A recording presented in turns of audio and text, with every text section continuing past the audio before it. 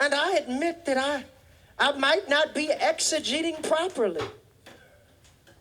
But the Bible does say that all thy children shall be taught of the Lord, and great shall be the peace of thy children. I'd like to invest in some peace for my children. I don't know. The Bible says, train up a child in the way he should go, and when he's old, he won't depart from. I don't know. Maybe it's talking about hobbies, or maybe it's talking about talents, but maybe it's talking about salvation. I'll take the risk. All I'm trying to say is Puck, does not understand parents whose first decision about schooling their children is not the goal of eternity. I don't understand it. Educate me. But what I am saying is that when Jesus says your soul is required, I want them to be able to say, I'm safe in the arms of Jesus. And I also don't understand a church as affluent as ours that does not make it affordable.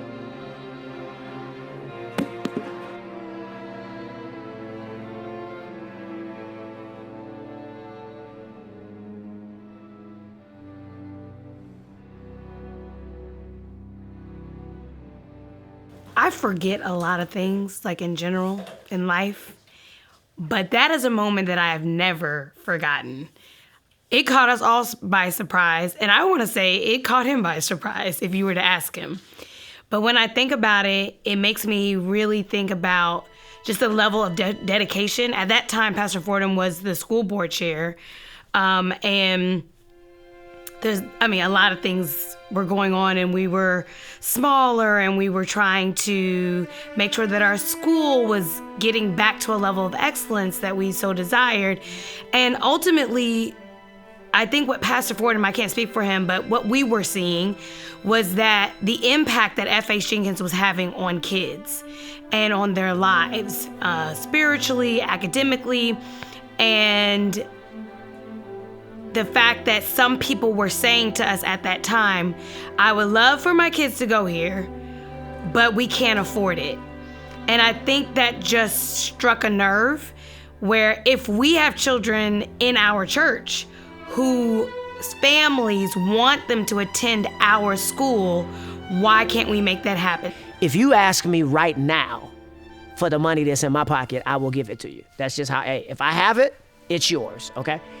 So when there are young people, parents who want to send their kids, it's a different thing if they don't want to send them. They want to send their kids, and we have the money?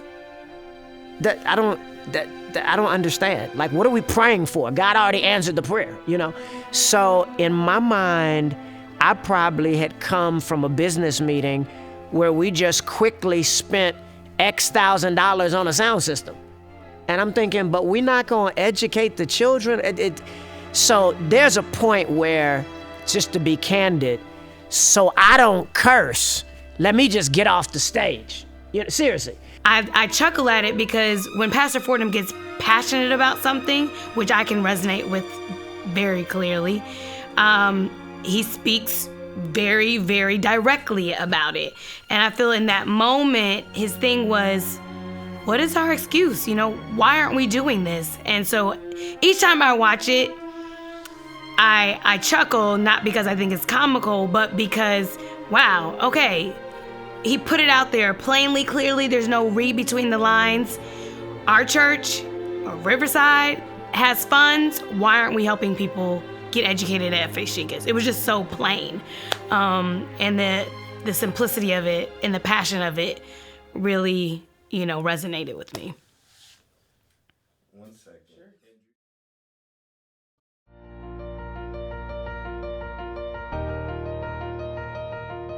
F.H. F.H. Jenkins Preparatory School is a K-8 Christian school committed to providing an atmosphere where students can excel in academics and in Christian leadership.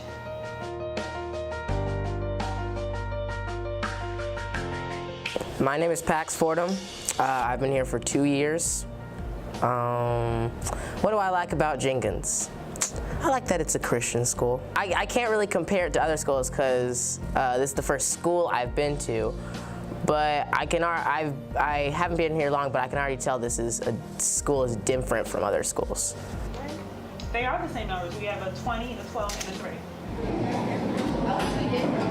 Play! 1, 2, 3, play! F.H. Jenkins is unique in that, number one, we are committed to building up Christian leaders. You can go to many schools around the country, furthermore around Nashville, and find schools that are dedicated to creating scholars, right? Academic scholars. But F.H. Jenkins is unique because we are able to add an element that is unquantifiable, and that is the Christian spiritual element. And so not only are we building academic scholars in our classrooms, but we're building Christian leaders. Thank you for your interest in F.H. Jenkins Preparatory School. Please visit fhjenkins.net for more information about enrolling your child in the upcoming semester.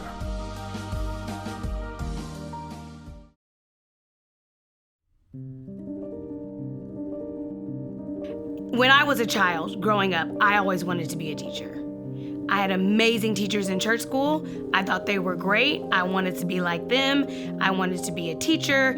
And then in high school, I worked at a summer camp for gifted and talented children. And after those summer experiences, I was like, ooh, kids are way too draining. I used to come home every day just beat. I said, ooh, I don't think I want to do this with my life. And so going into college, I decided not to be an elementary education major. I said, nope, not doing that. I'm going to do business. I wanted to still be connected with education. So going into college, I thought, oh, maybe higher education, something like that. But I want a business degree to kind of undergird all of that. So I became a business major. And as I was going through the process of being a business major, towards my junior and senior year, you need to get internships. You need to experience what it's like in corporate America. And I did that. So after spending a couple of summers, I worked at one of the top accounting firms in the country. It was a good experience for what it was, and they offered me a job. But I remember sitting in that meeting, one of the meetings I had that they sent me to, and they weren't as passionate about their product as they were about their profit. And I said, ooh, that's not me. So I said no with having no clue what I was going to do after graduation. Fast forward, I eventually stumbled onto Teach for America. I joined the Corps and I taught in Baltimore City for 2 years.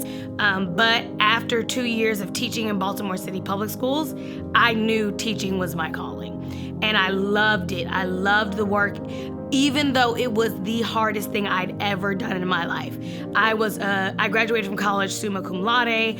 I was involved in a lot of things on campus. So being busy, active, balancing things wasn't necessarily something that I thought was a challenge, but teaching, it threw me on my behind. Like, that was hard, but it was the most fulfilling thing I had done.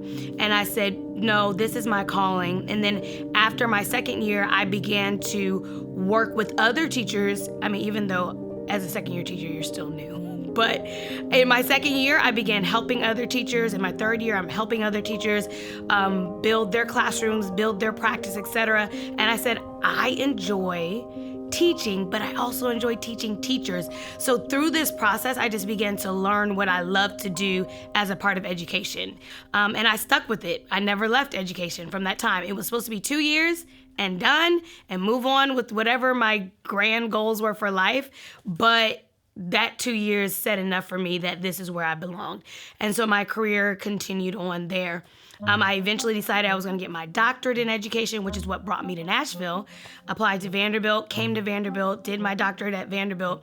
And I think in every cycle of life, as you were finishing something, you get caught up in whatever it is traditional for the end of that cycle. As I was finishing my doctorate, a pretty traditional cycle ending that is you go interview to be professors at major universities. You're coming out of a major university, go look to be a professor in another major university and go from there. And that's what I was doing, interviewing for different positions at different universities to be a full-time professor. But along the way, as I was interviewing in that last year, as I was finishing up, preparing to finish my doctorate and look for what's next, Pastor Fordham says, hey, would you pray about being the principal of F.H. Jenkins? I was school board chair by this time, and we had an initiative that Summer was volunteering for.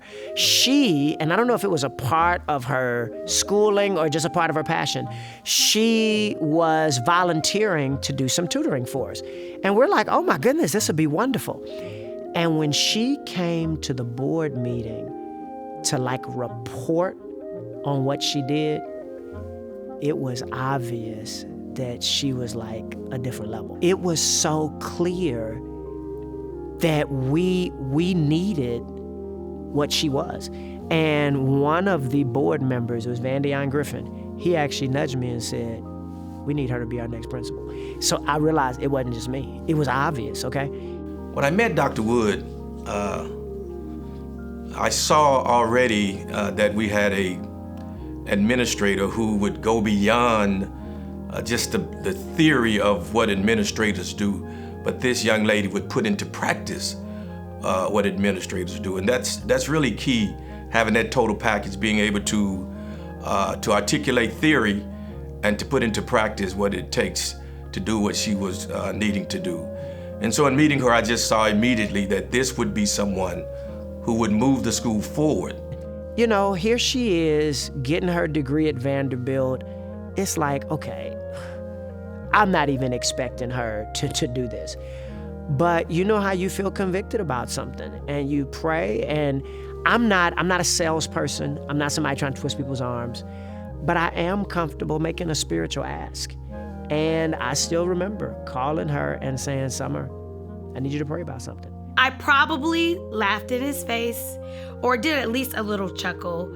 But when the pastor is asking you to pray about something, you just say yes. You know, it's a little awkward to be like, no, I will not pray. But I had no interest in being a church school principal at all. Like, we're talking a level 0. The idea of working for the church was not appealing to me at that time. But I did what I said I was going to do, and I prayed about it and talked with people that, you know, I feel had my best interests in mind, family, friends, etc. And as I began to do that, it began to become clear that, oh man, this actually might be what God wants me to do. And just a little tidbit, after all of those, those universities that went silent on me, one of them, I saw they were just they seemed like they really wanted me there. And I actually had a friend that worked there, and he texted me one day and said, did they ever get back with you? I said, no, I haven't heard anything. I'd already said yes to Jenkins. I said, no, I haven't heard anything. And he said, oh, they voted you. They actually voted you. The committee voted that they wanted you to come work here. The dean of the school had different ideas about what type of researcher they wanted to come. But the people that you interviewed with and the people in the department all voted that you come work here. And for me, that was some affirmation, because it was God saying, if I wanted you there, you are capable, you were able, and I could have put you there if I wanted you to be there. But this is where I wanted you to be. So I'm thankful that I said yes to what he had for me. Philippians 4:13 says, I can do all things through Christ that strengthens me. I want to encourage anybody who has an opportunity to put their kids in church school. I think it's a blessing that we have F.H. Jenkins here in Nashville, and I believe that our young people will benefit from a Seventh-day Adventist Christian education. Hi, I am Van Dion Griffin, pastor of the New Life Seventh-day Adventist Church here in the city of Nashville. And I want to show my support for F.H. Jenkins, one of the greatest schools in Nashville, Tennessee.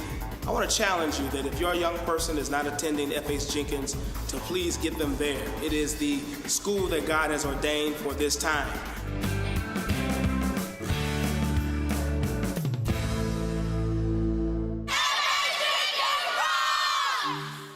I'm Elder D.C. Edmond. I'm the president of the South Central Conference.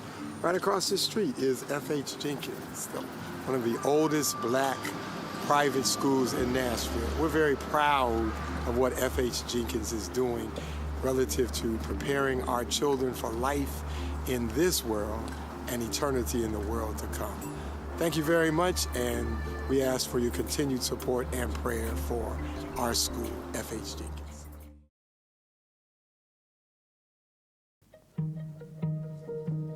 There was a perception among our community that was not positive relative to the school.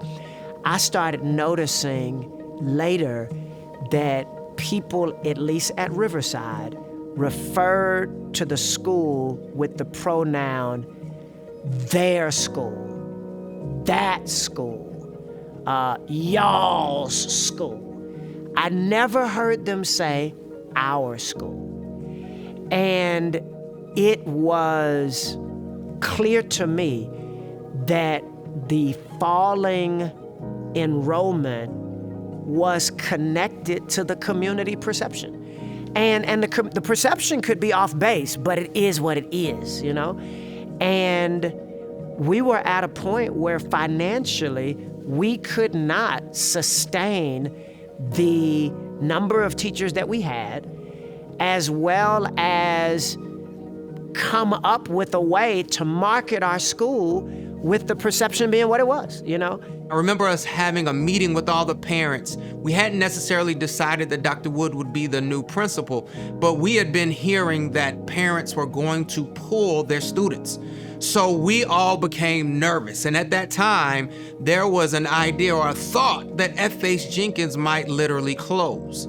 So I began to go through and talk to different parents and all that other stuff saying, we need you here. Well, honestly, it didn't work, because by the time we hired Dr. Wood, we were down to about 23.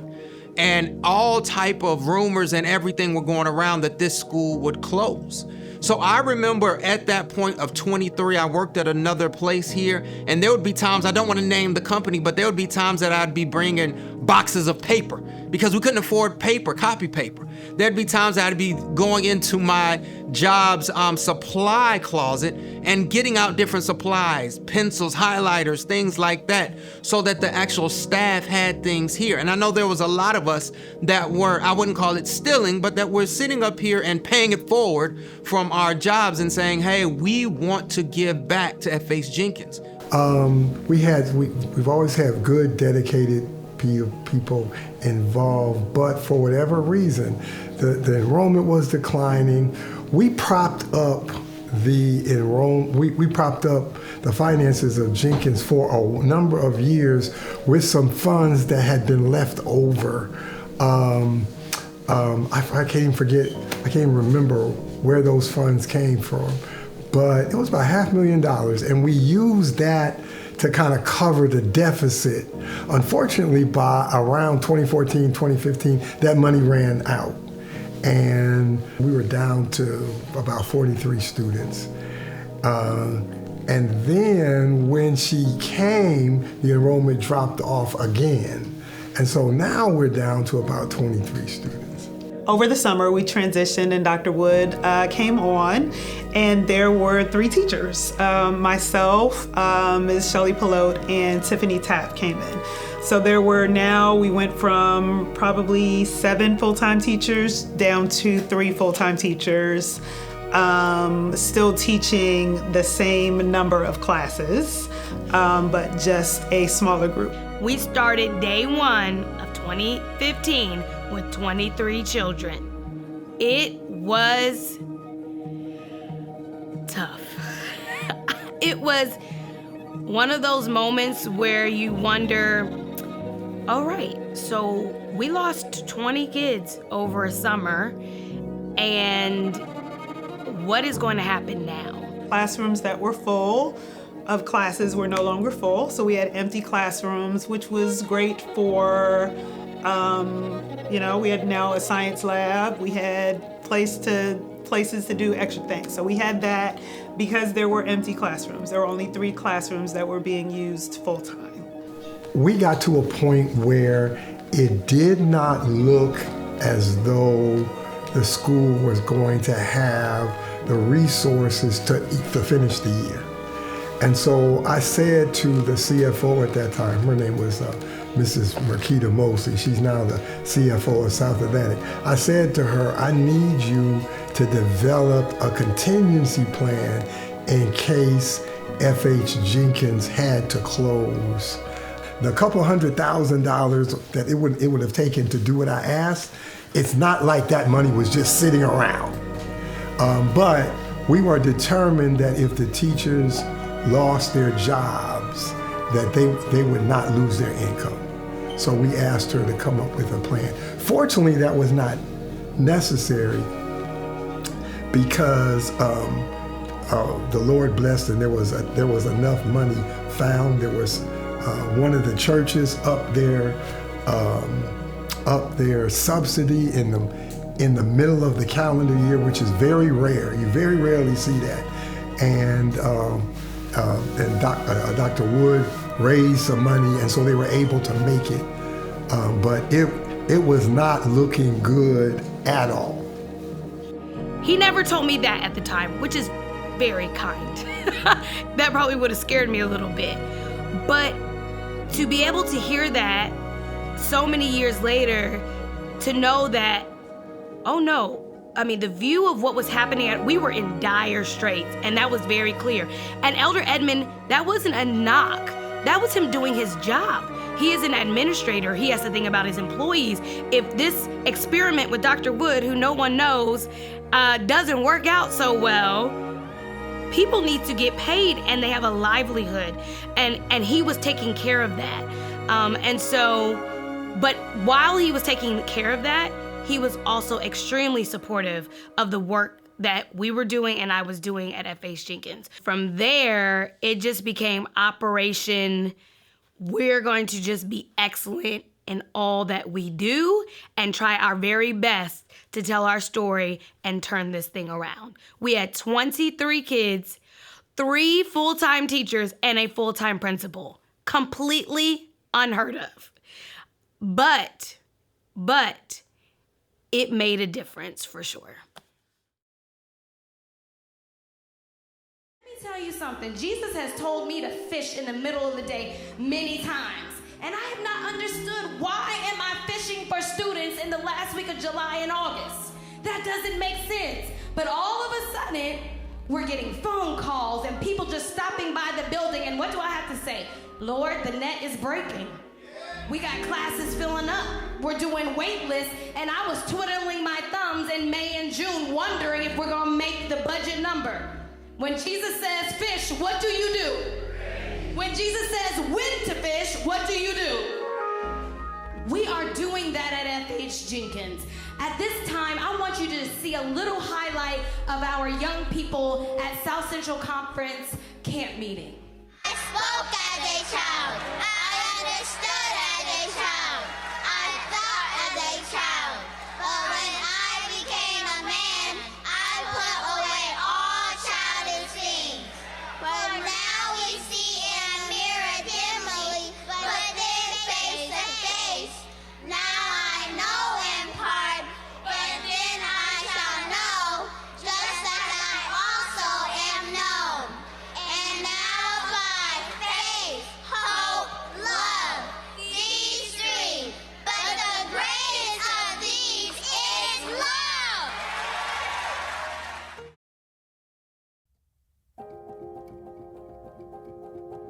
When Dr. Wood first got hired here, I was the alumni relations person here at F.H. Jenkins. At that time, I think we were just F.H. Jenkins Adventist School or something like that. But being an alumni, I knew that we could not have the school looking the way it was and trying to get a new principal in. So I strongly believe that what your environment looks like impacts people's mindset and viewpoint about who you are and what you have to offer, right?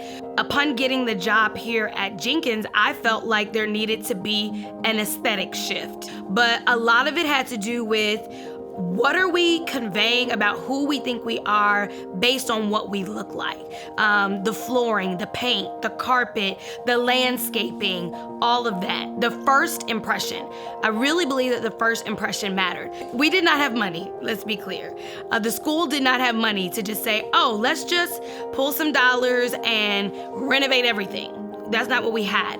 So there are people in this community that I knew, not just in this community, but also personal supporters of mine, family, like my parents, but also people in this community who I knew, I would call them diehard F.H. Jenkins. Riverside, honestly, came in the clutch.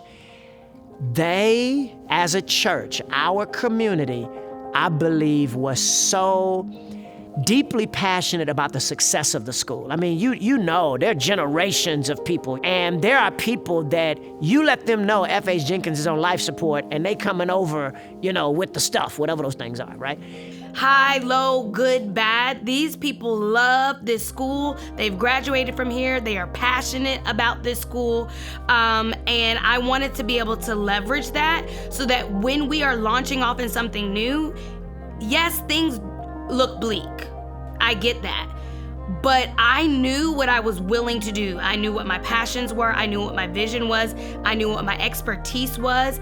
And I knew that if collaboratively we worked together, this could launch into something I knew better than where we were as it relates to enrollment, like I said, what the facilities look like, etc. So, but I needed support in that, and I knew that I had personal supporters and church members, etc., who were willing to back that. And so we called a breakfast together. I think at the time Corey Bean was the alumni person. He also knew people that were very passionate about the school, and we just made like a list, an intimate list of people that we knew it wouldn't take a whole lot of selling that we would do some hard work. We just wanted to go to some people, and I think at the time it may have been 10 or 11 people that we wanted to bring into the school and actually show them, walk around all the facility assessment that we had done to say, hey, we need to improve this school. I didn't have to convince them that, oh, I'm a person that's gonna work hard and we're gonna really do some things. I knew that they would know that initially. I just needed to tell them what we were trying to do in the moment. And so we held a breakfast here at the school. My friend Nashiba laughs at me now because I was like, girl, I need you to cook some breakfast. I mean, it was all about in-house. We pulled this thing together. You go in there and there's some pancakes, there's some eggs, there's all this other stuff. You try to butter them up. And we had a whole presentation at the time, PowerPoint. We did it, we laid it out, everything else. And we had the breakfast, we told them the dream, we told them where we thought we could go, and we finished the breakfast and everyone was like, yes, absolutely. This is what I'm willing to commit. This is what I'm willing to commit. And the thing that really came to mind and will always stick in my mind is the fact that someone said, well, just tell us how much you want. You didn't even have to do all this, just tell us how much you want. And some of them were like, you did not have to do this whole breakfast thing. You could have just asked. But we wanted to set the tone, you know? Once we let them know that Summer was our principal, I mean, I think that first weekend she raised $30,000, okay? We held this breakfast and we raised $30,000 off the top right there. And we began that renovation project that summer. So can you imagine? My job starts July 1, school starts in August, and we launched a complete renovation project of this school building. That was a lot. And our contractor walked off the job with thousands of dollars weeks before school and didn't finish the project. Y'all. Stress. That was the first time I cried in my role as F.H. Jenkins principal. My head was down on the desk one summer day and I just cried. Like, we just raised all this money and this man stole our money, and the project isn't done, and school begins in a few weeks. But again, God provides. More donations came in, and we were able to finish the job before school started. So, yeah.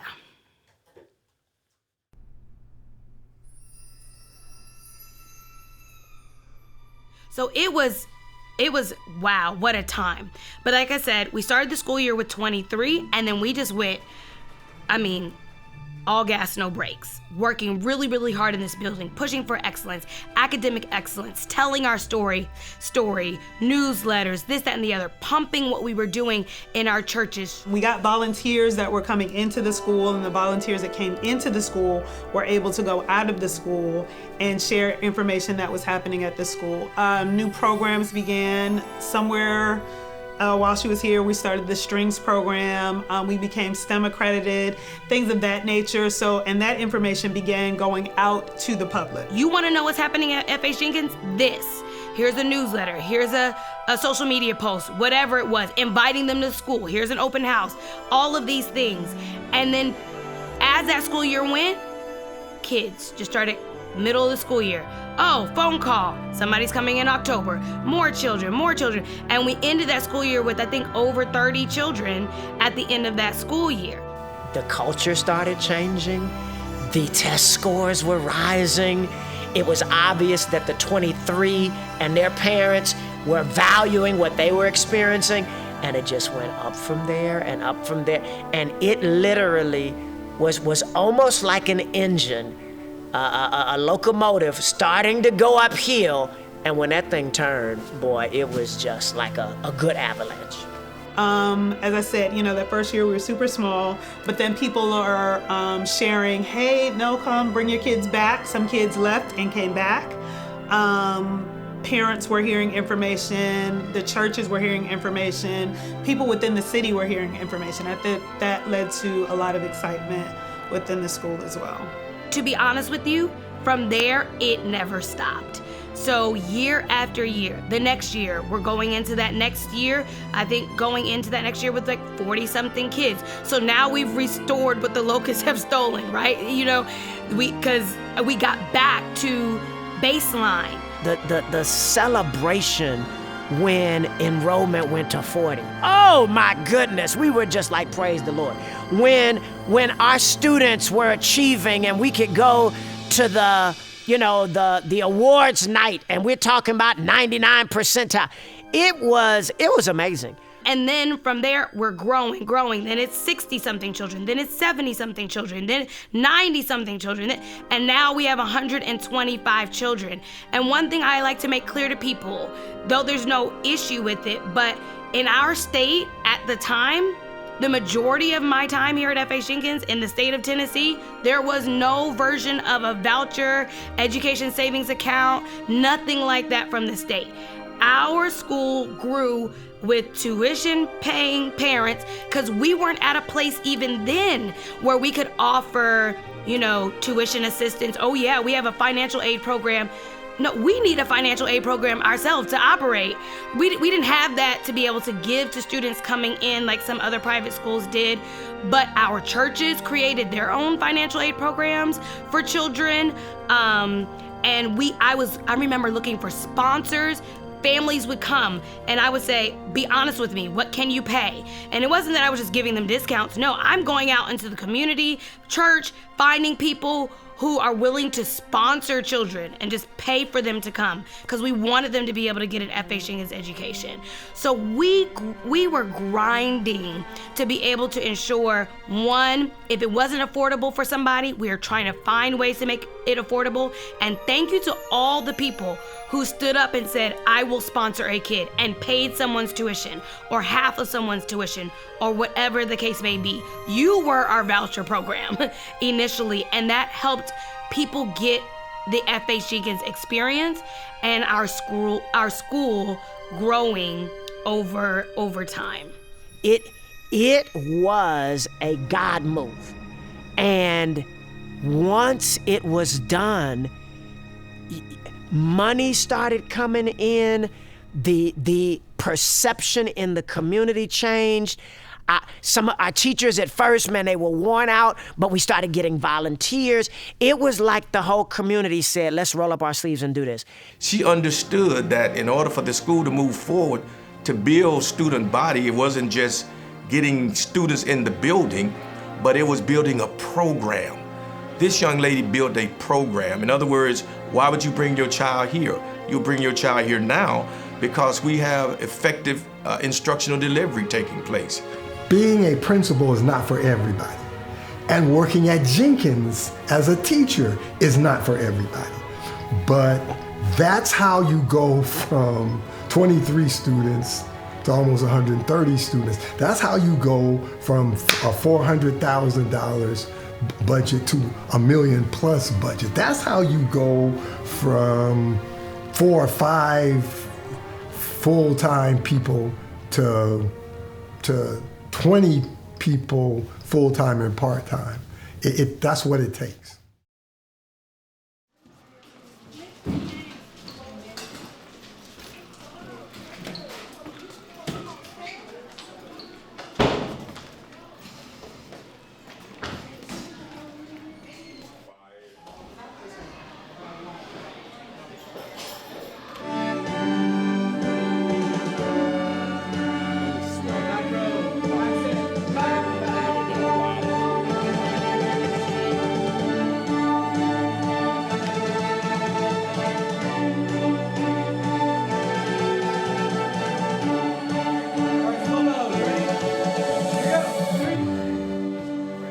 Some of the things that I'm most proud of, one of my favorites is the strings program. When I lived in Baltimore, there is a conductor and arranger by the name of Darren Atwater, and he has a all-black symphony. It's called the Soulful Symphony. When I saw a whole orchestra of black people, that inspired me, and I have zero interest in playing a string instrument personally. What I loved about it was the representation and the fact that someone created a space where we are not generally the majority, and in this space, we were the majority and excellent. It was like both of those things together. And I've always wanted F.H. Jenkins to be the mini version of Soulful Symphony, right? Where you have a bunch of children learning an instrument where we are often most underrepresented. And whether you choose to play the violin or cello or viola one day after you leave F.H. Jenkins isn't my burden, but that you have the opportunity and the exposure to be able to do that. So that's one area that I'm really proud of. And for the very same reason, we pursued STEAM.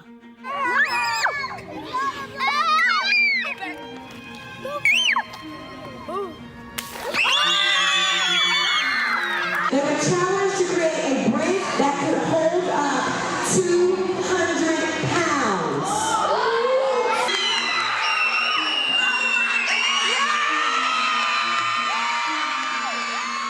When I first came, I said, we need to push on STEM. We are underrepresented. Black people are underrepresented in STEM fields in this country.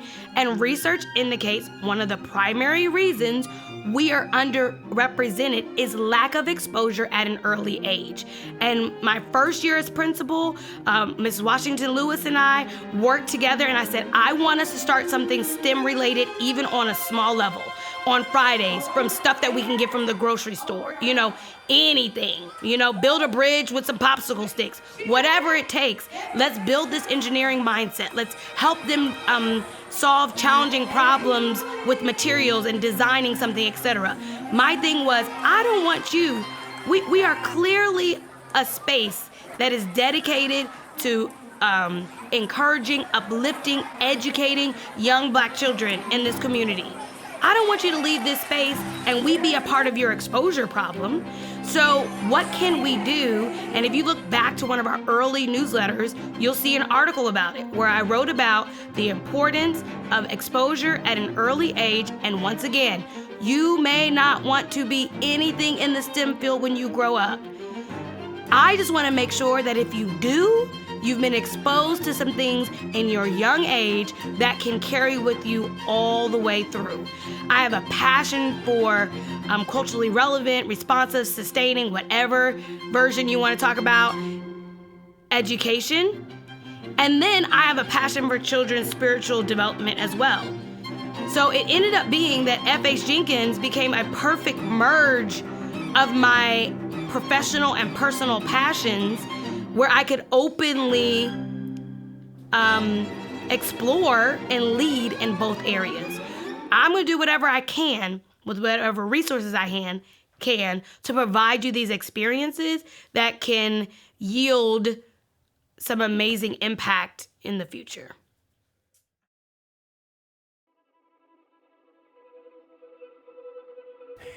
I think what I'm most proud of, what I'm proudest of is the growth in her leadership. There is a different principle at F.H. Jenkins now than when she was first introduced 11 years ago. She always had the passion, the fire, the talent, but it has been a joy to see her develop the relational soft skills, to see her confidence and yet dependency upon God be merged, and just to see her see what God has done. I don't think I've been a part of this community now for 20 years. I pastored Riverside for 14. I don't believe that God used me to make a more important decision than asking our board to consider Dr. Summerwood to be principal. That I believe is the greatest contribution that I've had the privilege of making to this community. When I talk to other people about their schools, I'm able to say, they made it, you can make it. If you offer a quality program, people will pay for it. Okay, and that's something I learned, because I remember as president, there was a school that wanted to raise their tuition to where Jenkins is now, which was a long time ago, and I told them they couldn't do it. You know, the reality is it takes what we're paying at Jenkins to run a quality program, and if you run it, people will support it. She worked with Shelley Pelote, and she worked so well with Miss Pelote that I would take pictures. I came and visited Miss Pelote's class. I would take pictures of what was happening in that classroom as it relates to that systemic wide initiative, and I would share it with all the schools in the system. And so Jenkins was leading the way, and did lead the way often, in many of the initiatives that were instituted from the conference level. I will just tell you that first year, the parking lot was so empty. You know, you're seeing 3 cars. We had some volunteers that came, and people would come and they say, is this place really open? Like, it's a whole school with teachers and stuff. So just seeing the parking lot, I think a big milestone for me was seeing the parking lot that first year to now. It's like, ooh, you gotta be on time, or you might not have anywhere to park.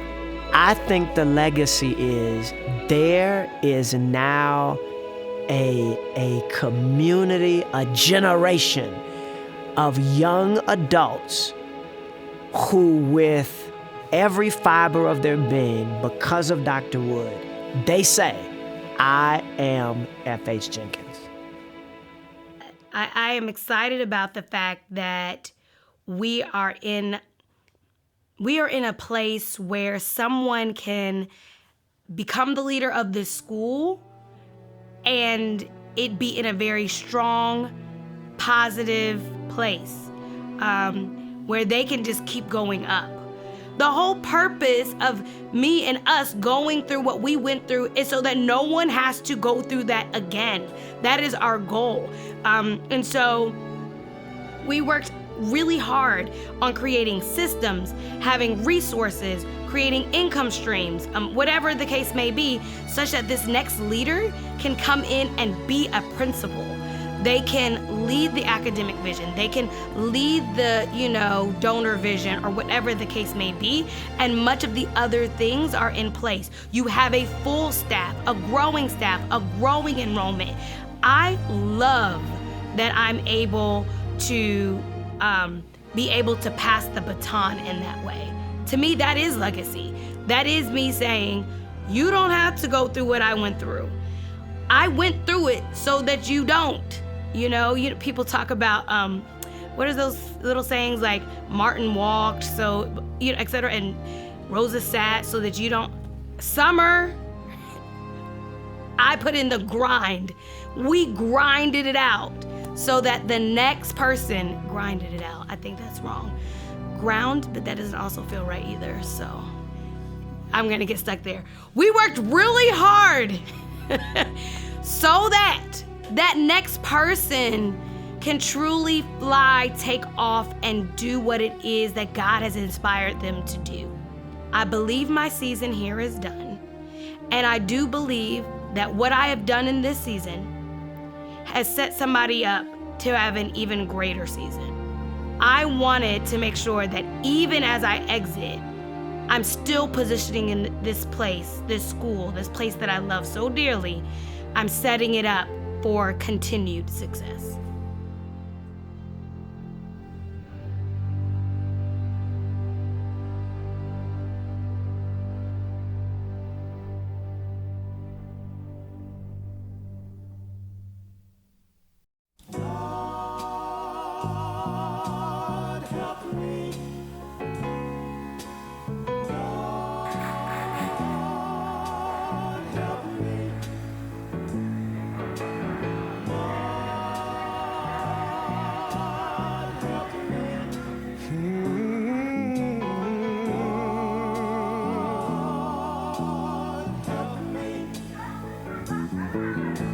Once more again, your humble servant is calling on your name. I got something I want you to do for me. Help me to inspire those that need inspiration. Let my life be a sign of the coming generation.